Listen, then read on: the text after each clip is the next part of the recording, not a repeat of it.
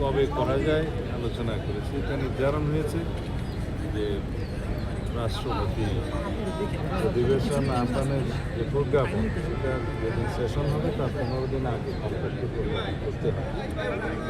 এই সামারিটা জাতীয় সংসদ থেকে জাতীয় প্রধান সচিবালয় থেকে মাননীয় প্রধানমন্ত্রীর দপ্তর হয়ে রাষ্ট্রপতি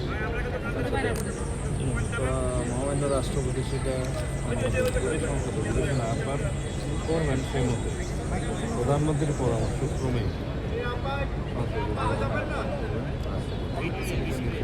12 তারিখ এবং সেই অধিবেশনে কী কর্মসূচি থাকবে পরবর্তী ডে সে বিষয়ে আলোচনা হয়েছে।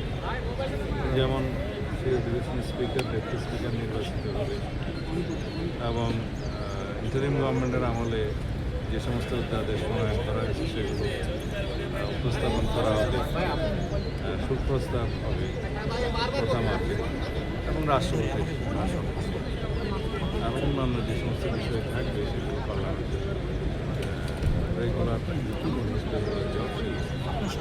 এই আলোচনা। নতুন রাষ্ট্রপতি নির্বাচনের বিষয়ে আলোচনা না, সে বিষয়ে এখনো কোনো আলোচনা হয়নি। এগুলোর পরেও গতকালকে আমরা দেখেছি আদাবরে